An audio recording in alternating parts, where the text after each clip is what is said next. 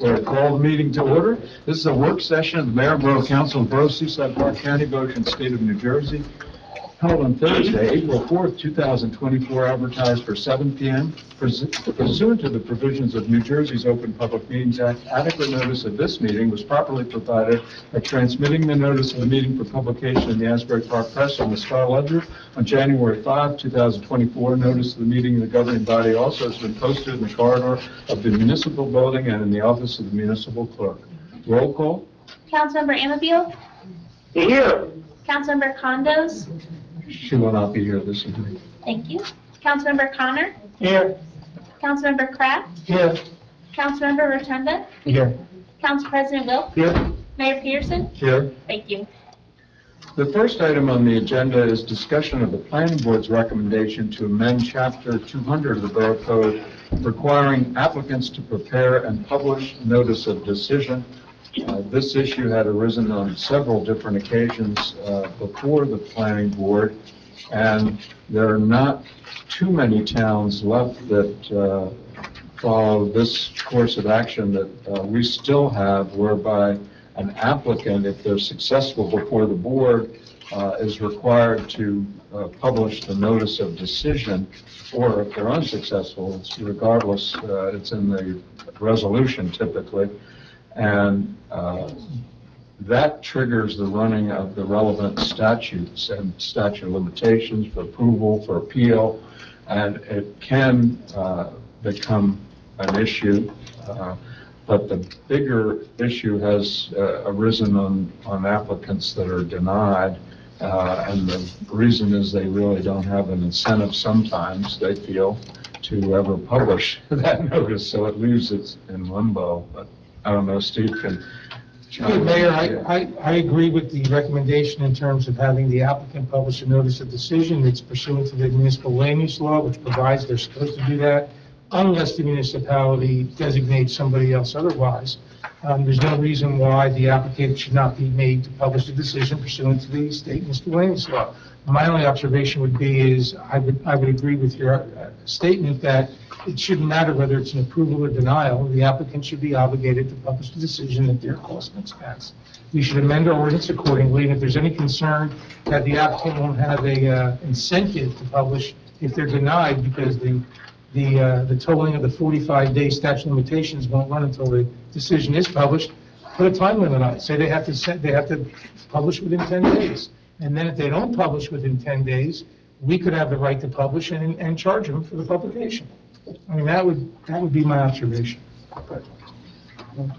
And then I agree. can we then agree have your office Sure, I drafted an ordinance that prepare would... this for introduction the next meeting? Does that meet everyone's pleasure? Yeah, I think it's good. And just as an observation, I mean, some of the ordinances I've seen put the time in there, say publish within 10 days. Yeah. And if not, we'll publish and you'll have to pay us. We're going to send you the fee and you'll have to pay us. When I read it, it just made perfect sense. A lot of sense to me. Right, but I wouldn't say if they lose, we will publish and pay us. No, they publish no matter what. Plus the handling fee. There's no handling, just cost of publication. That's what's fair. The tourism fee. Well, I'll give the rest to them. Is that okay then? 10 days then? Give them 10 days? I'll give them 10 days, yeah. And if not, we can publish and charge them. That's cool. It's usually, like you said, the ones that get a denial that aren't incentivized. But at least we give them the opportunity to do it, and we can do it and charge them. Okay. The next item is discussion for authorization Ocean County SWAT team and the Seaside Park Volunteer Fire Company to conduct training utilizing 1505-17 North Ocean Avenue property scheduled for demolition. One of the training sessions, I know the weather may have fouled it up. The other, I don't know, Karen? The SWAT team went on Wednesday. It did take place, but it was very scaled down. It was just their breaching unit that came in and practiced on 2 doors. Yeah, and we've done that in several past instances as well with other properties. It gives them actual on-site training. Park Central, we did. The next item is discussion of language to be used on road closed signs during flooding. And this issue had arisen with input on prior occasions, a number of different meetings, and I think the planning board as well, of how best to memorialize and put in writing those individuals who are displaying not just a lack of courtesy, but displaying a violation, a criminal offense at the very least. So you see some signs there, some samples, some wordings, what might be authorized under the two ordinances that apply. I don't know if Steve had a pre-notice or warning. I think the issue always arises to make sure that any and all summonses that might be issued to individuals have, not just the ordinance has sufficient teeth in it, but if you need some enforceability to make sure that it's sufficiently, adequately puts in writing and defines what is occurring. I mean, we all know it, we've seen it. It's some people that really are causing damage to property, damage to homes and the infrastructure as well. Yes. You see some of the verbiage there. On the first sheet, this is old news, but the ordinance there is not 1911, but the other two examples, the second and third, have the correct borough code. And there's a typo on it. The one is the older Typo version. beyond beyond. I personally like the third sheet where it says flooded road. Yeah. An authorized operation beyond this point, subject to fine. Right to the point. Ellen says, no motor vehicle shall be operated on any public street or roadway within the borough where flooding and/or freestanding water exists at a speed to cast or discharge a wave which carries beyond the edge of said street or roadway. And that's the ordinance 43535. So I think it's my vote. The third one? Third one, yes. Now, in terms of how the ordinance is currently worded. Well, section A of the Yeah. ordinance is for road closed. Section D, which was an ordinance I remember drafting in 2019, which is 1911, is the wave over the roadway or street edge.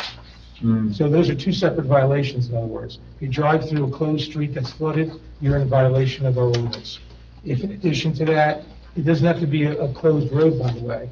If you have flooding on a road that is open and there's, water but enough that a vehicle can pass, you still can't drive through, for lack of a better term, a puddled area that creates a wave that goes over the edge of the roadway or street. That's a separate violation completely.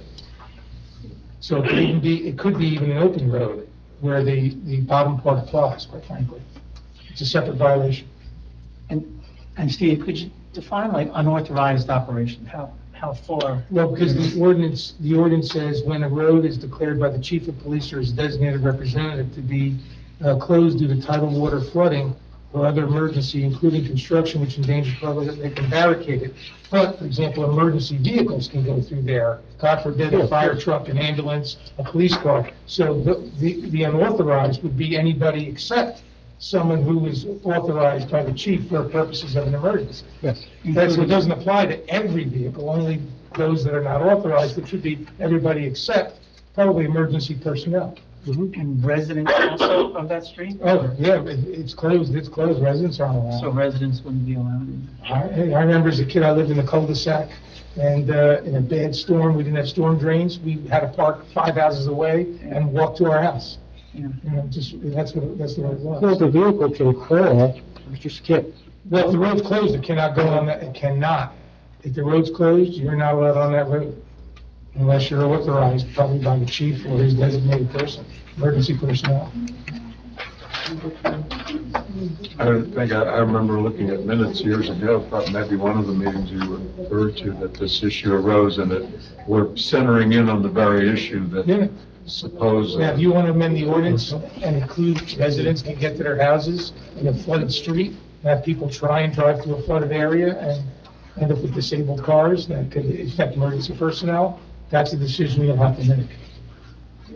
Well, that's a very important point. And I think also the point, a homeowner, for example, who wants to get home and does crawl in their car and literally, and that's their Maybe has a choice. high I vehicle mean, that can if get they through. have a high wheel, we have many of them obviously would park on Central Avenue and not want their car getting with salt on it. So that would be something maybe to take to the committee and say, do you want to make an exception for residents? Residents are people who, Chief? I have a question. In our, one of our 435-35, section B as in Bravo, it says, individuals who proceed at their own risk to gain a motor. No access to residential, but it's already in there, the exception's in there. Yeah, B is in there. Okay. So you can go at your own risk if you're a resident or a business owner. Okay. Yeah, thanks, Chief. So it's in there. So wouldn't it would be well served if we put up one of these versions, and everyone seems to like number 3, if we put both ordinances in it, if we reference them both? I think 35 I prefer, because people see ordinance 1911, they don't know how to look that up, but they know the municipal code, 435, you go right through, I would, Keep that, yeah, keep it I would, as is. because you see that a lot in towns, ordinance, whatever, go find it, you can't, because Yeah. everything's codified. I like the 435. Okay. Anyone can look, anyone can look that up right on the Twink municipal code, 435, and they can see it for themselves. Thanks, Chief, on that, I forgot, the exemptions there.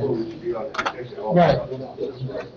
So that, it makes too much sense to me that way. Yeah. That was a concern of mine when I read through it, yeah. Says at their own risk to gain access to their residence or business. So you can do that. Just try not to get stalled out in the middle of the road, because then that becomes a problem. And then, related there too, naturally, we would want to decide how many such signs, or do we want one in the 14th Avenue area entry bay, one in J, any other, where would they be visible the best? They'd be on the barricades. I was gonna say, each barricade on each side of the street. Yeah, they're designed for barricades. Yeah, like they are now, there's a sign that says road closed. And no permanent signs? No, on the horses, right? Yeah. Barricades. Chief? On the barricades, it's approximately 28 barricades. Okay. So you need 28 at minimum. Sounds good. So it takes 3 minutes, so 36. So what is everyone's pleasure then? Consider one. the third one seems to be the best to cover the situation. I like the third one, Yeah. especially since that one, addendum to it, or the one attachment to it, is listed there. So, Yeah. I do.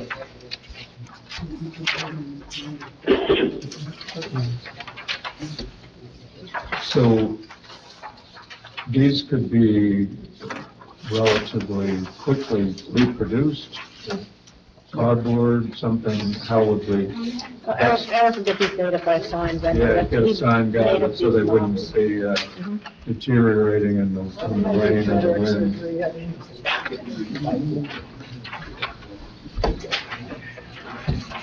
Anything else at this Got a time? typo though.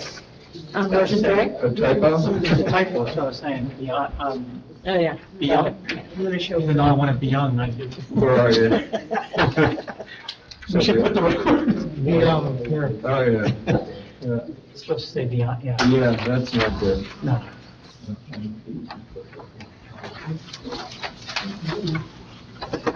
Anything else on that at this point? The next item, this has come up also in a number of contexts previously, it's discussion of fence for public works bin yard.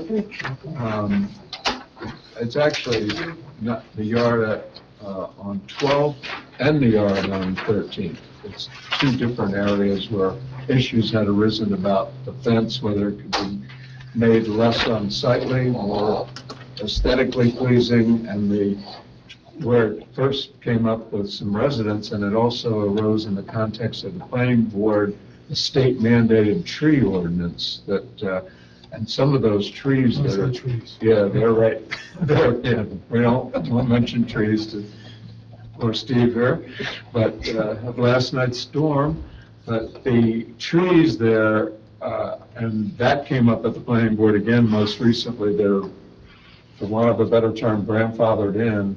And the town itself had planted those trees in a grant years ago, the ones between the curb and the sidewalk. They're still healthy, up and running in several areas. So this is about the fence, though, and the fence could be seemingly without a great expense, maybe upgraded, time permitting, weather permitting, materials, costs, etc. I don't know if we've gotten to the stage of looking at what could be done in-house. We did discuss it at the, our committee meeting. We thought we'll match the fence, the wooden fence. That was the decision. The same fence is around, that's around the recycling yard. So that if it was damaged, it could be easily repaired in-house. Other than like a white vinyl fence where, or a colored vinyl fence where it needs to be power washed and maintained, and it cannot be repaired in-house. Same height and everything? Yeah, everything would be matched the same to be consistent. The uniform, it would be more aesthetically Yeah. pleasing. I also wanted to pin down exactly what we're talking about, because in the committee meeting, we were talking, the bin yard is that yard on 13th and Barnegat that abuts the recycling yard. Yes, So that, that has drawn some right, so questions. are yeah. there other properties that need new fence? So we're just trying to zero There in was on. a similar issue arose on the residents on 12th in that Where the area. water tower is, in that yard? Yes, on the 12th Avenue side? Mhm. Yeah, that was, who was Mike McFarland and Mike's neighbor, I forget, I've known them, those people. The other part of their issue really was getting into our operations, when the trucks can start and more, and that's a little bit more problematic. But the fence was one of the issues. And rather than, their sight line is not the most pleasing right now, and it might be able to be cleaned up somewhat. You know, the fence could be put in easily. Yeah. It would address most of the problems, right? yes. Yeah, but on 12th Avenue, on the yard, is between Central and Barnegat, or between Barnegat and Bayview, or both? Because I had a conversation with Mike earlier this year, too. I thought he was talking about the part on 12th Avenue between Barnegat and Bayview. 12th Avenue, yes. Between Barnegat, that's when he was, because I was there when he was talking. Yeah, that was it. That's it. Okay. Okay, that's it. Okay, Yeah. so not the one where the water tower is, between Barnegat and then, He'd mentioned that as well, but the primary Don't we have a focus. wooden fence there already? we do. Oh, Maybe it's not high enough, I don't know.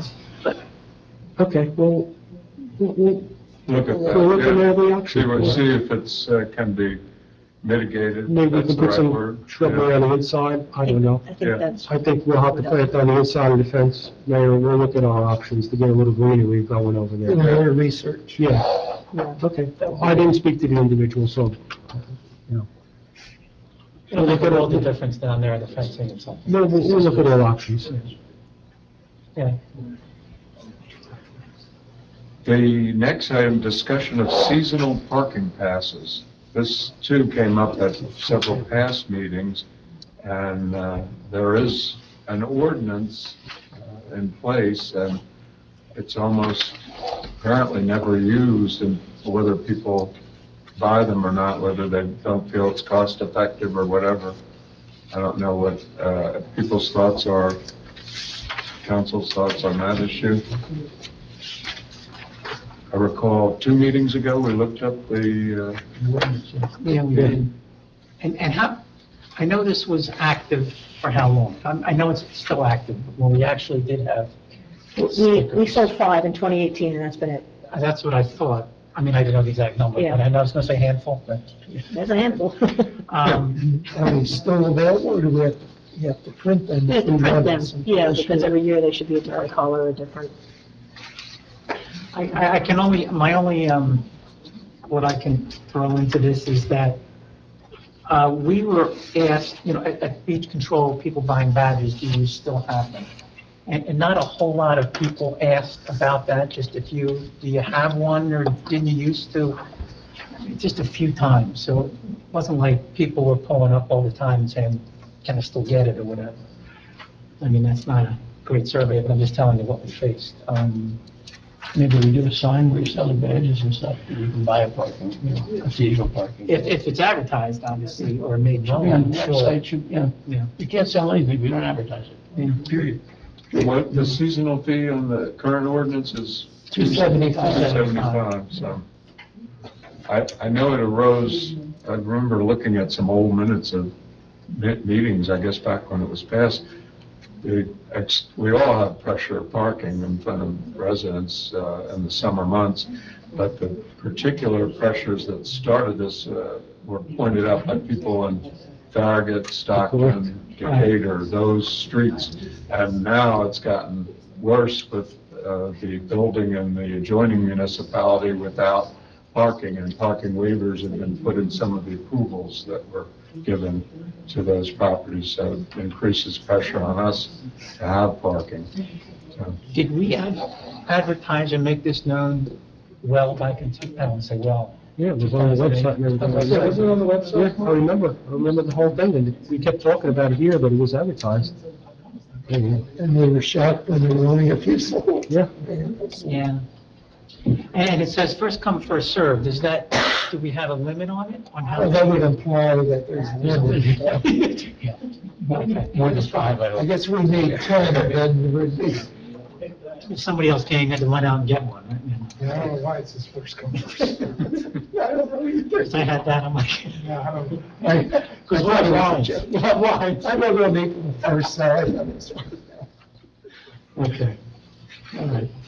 Yeah, but a lot of that impetus was from residents in the area. yeah, that's where it came They out. don't have driveways, and they. That's exactly right. Give me a pass so I can just park every day, 365 days a year, in the lot or whatever, and I'll walk to my house. You're correct. Well, That's we exactly see what what it the came cost is to, we probably have to do a minimum cut if we printed these permits, so let's see how much it would cost to see if it's effective.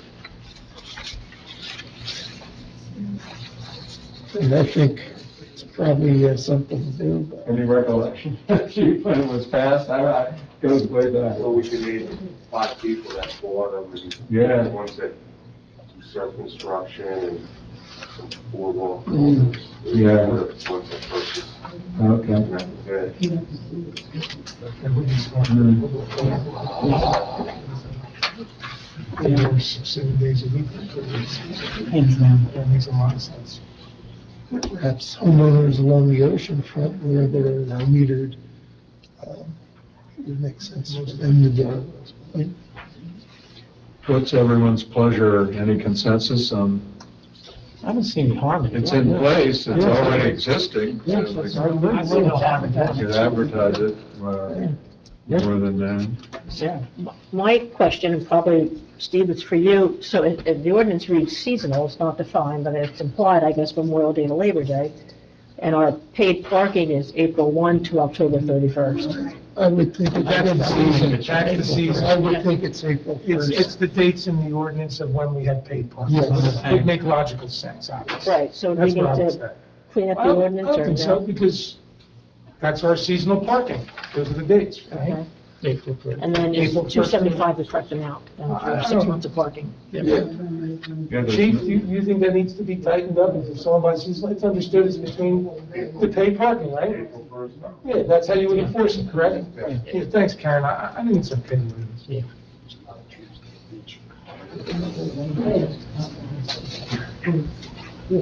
Anything else on that then? Okay, so we're going to proceed then. Yep. The next is authorization, or discussion rather, is authorization of an agreement with Adam Safeguard for background check services pursuant to JIT guidelines. That's listed for consideration as Resolution 224-138 at the regular meeting. And this came about with input from the JIT as to the necessary background checks, which have been ongoing for many, many years.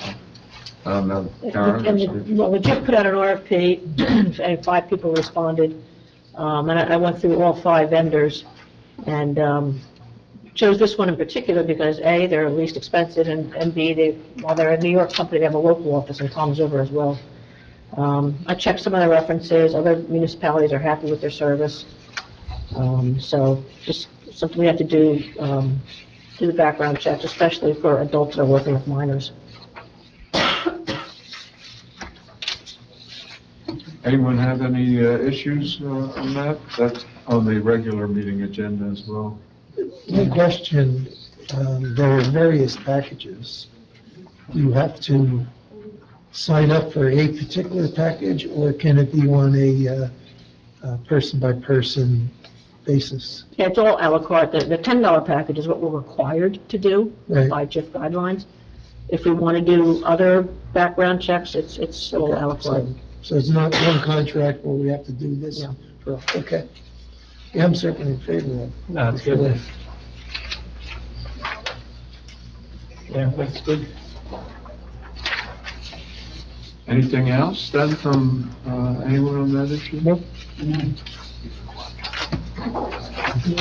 Standard. Those are the items that had come in this week. Anyone else on the council have anything else at this juncture?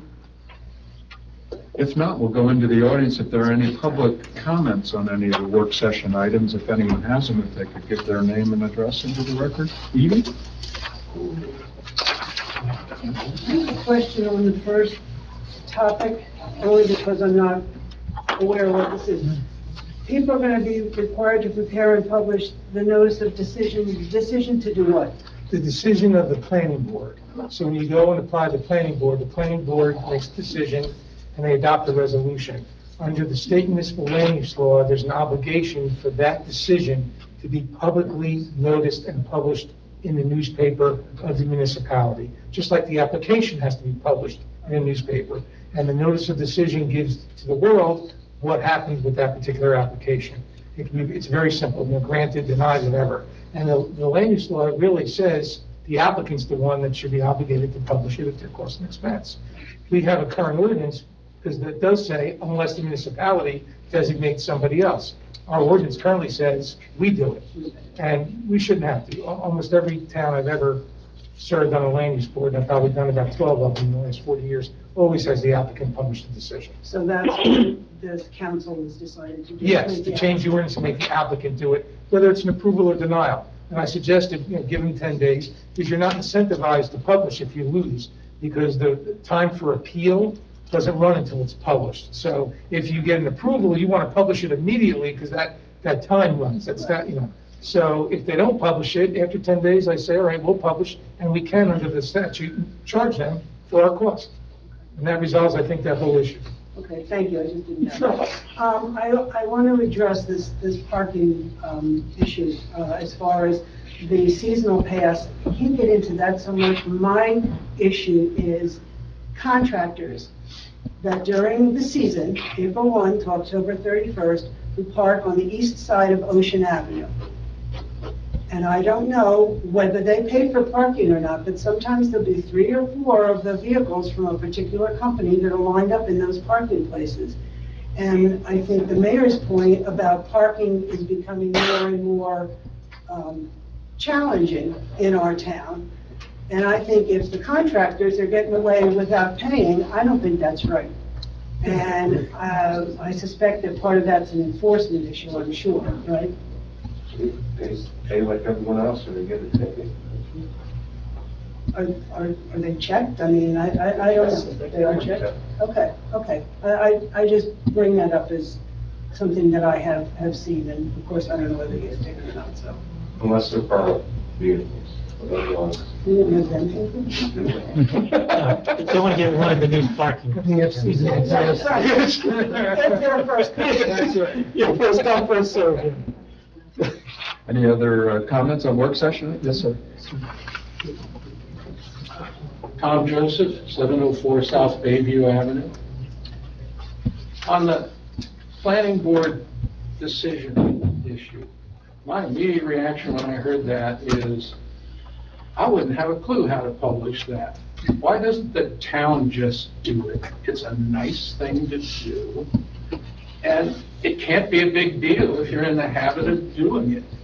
I don't know, do you charge the applicant to have something reviewed and the planning board act on them? I don't really know, I've never presented something to the planning board. But if you do, raise it $20 and publish it yourself. Every applicant has to publish their notice of their application. So for them to do that, They already know. they already know how to publish a notice. Now, their lawyer that's handling it for them. Well, I'll tell you, there's a lot of people that come to the board that are not represented by council. And they get the forms from the secretary, and the secretary has the forms, and they fill them out, and it's just a simple thing to do a notice of decision as it is to do a notice of an application. I was just struck that you guys didn't even talk about the possibility of having the town do it. The town's already doing it, Well, one of the few I don't towns. have a problem with that. Okay. Okay, I hear you, and that was just my opinion. On the signs for the flooding, I think it's wonderful that we're gonna do this. I like the wording. I have a little bit of a concern. Often, the barricades go up before the flooding. And I appreciate we have to anticipate this. And in fact, I don't expect them to vanish the minute the flooding is over, because as we've seen, it can flood, low tide, it kind of clears, and then it floods again, like it is tonight.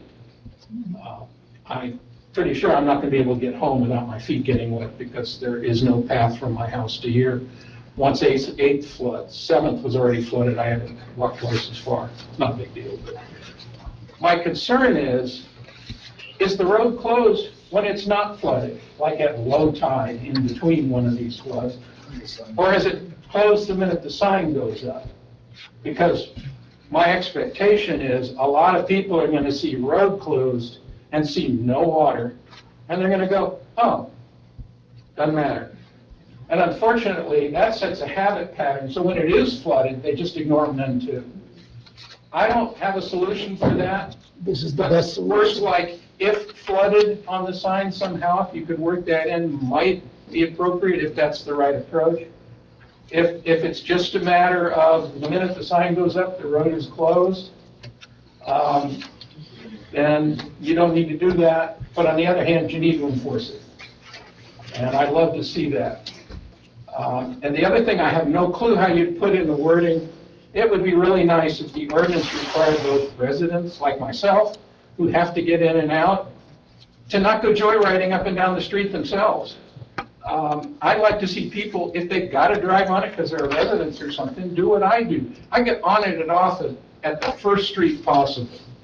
Because driving around when it's flooded, besides, as the mayor aptly put, damaging these things, is just plain stupid. So, anyway, I don't have a good solution, but I would love to see the signs go in so we can start getting some enforcement, because last night and this morning, probably a good dozen people going up and down the road that had no business being there, and ridiculous speeds. Thank you. Thank you, sir. Yes, Fay?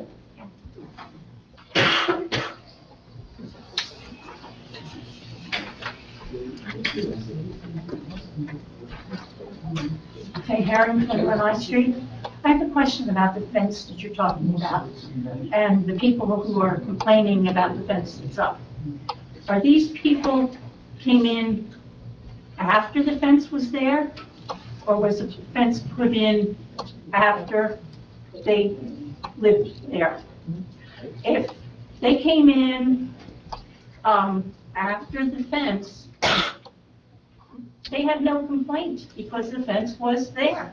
It's like somebody in the country where I used to live, out in the country, that buys a piece of property or a house next to a farm, and then complains about the smell. You know it's there. You know it's there.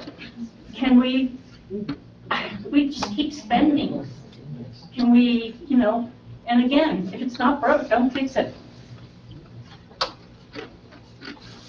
I don't know the specific answer, but I suspect there's always been a fence at the Public Works. But in one matter, I don't know about this fence. It's the type of fence it is. Yeah. You can see Yeah, through it right. versus the other ones. It's about town beautification. Yeah. Any other comments on work session items? Yes, Chuck?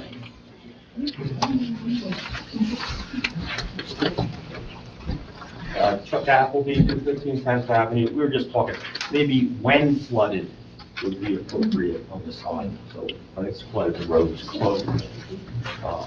In the language at the bottom, the lease was flooded. Too much wiggle room. So last night, it was late, and I came home, and I had to park up the street, the middle of 10th, between Barnegat and Central. And I walk up to my house. Not only do I get to my house, it's deep enough to where my boots are all wet. I take it up to one step, and I fall on my steps, right down on my nice hardwood steps, and get all bruised up. But then a car goes by, and I get a wave hit me when I'm down. And I have a no wake zone sign in front of my house. So signs are good, but enforcement's better. And it's just, today, my wife, we just saw a car flying down Barnegat or Bayview, having fun. But I did buy a bigger truck with an aluminum body so I can get to my house, and jacked it up. So next thing I get is a Humvee or something, because it's just getting worse. But these things will change over time. I think it gets very dark in the winter, so reflective signs, I realize they cost a little bit more. But if we buy reflective ones, people in their headlights, when they go to turn, they can see them on those horses. They won't hit the horses and knock them over. So, I think this will change over time as we learn stuff. But still, people, it's difficult every day with the flooding. Thank you, John. Thanks, Jim. Joanne? Joanne Payne, 208 Cape Court. I don't know what can be done, but it would be helpful, being that if we live in my neighborhood, we have to go through the marina. But if people don't know where to go once they get into the marina, it's difficult. And I don't expect a bunch of signs pointing to where the gate is. But because that trailer, the building bumps out a little bit, it hides the gate. If maybe there could be something directing people where to go. I mean, if I have visitors, I always can tell them go through the marina and keep going, because people wouldn't know where to go if they're coming down the street. If you visualize it, when you're coming all the way through, you get to where that building is, and then the gate is right behind you, and you can't see the gate, especially with all the boats there now, so that might be helpful. Thank you, John. Anything else on work session items? Yes, sir. Nelson? Nelson Rosenberg, 122 M Street. I know there was a discussion about, the new signs, and that was a good point, but I think if you put during flooding, it might even be more apropos, but to put on the sign, when water is present, that's when green supply. That's just my suggestion. As far as the cost of the passes, for the parking passes, it's $275. Isn't that a little high? Is that why we only have 5 sales? Maybe? Is it too low? Maybe it's too low. I don't know. I mean, you either got to pay that or pay, the hourly rate. I don't know.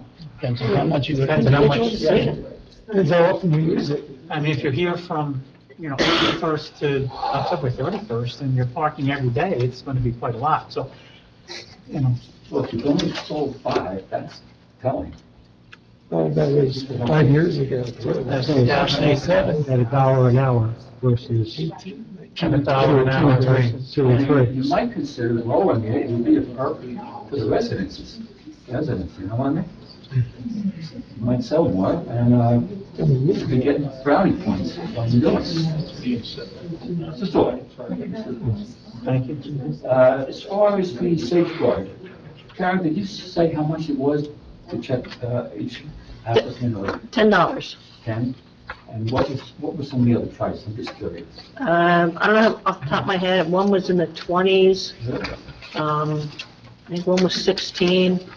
They were all significantly higher. And Went up to 65. Yeah, and this is just the one vendor. There were 5 vendors that I looked at. This was the least expensive for what comparable this company's packages. proposed to do for the 10 is adequate for our needs? It meets the guidelines of the joint insurance fund, yeah, what we need to do for adults working with minors. That's the minimum. You can also add other things that check. A la carte, a certain position, if you want to say, let me do these checks on that type of position. As You can needed. ask, yeah, as needed. Yes. Okay, thanks a lot. I hope you consider lowering that. Yeah, I did consider buying one. Right?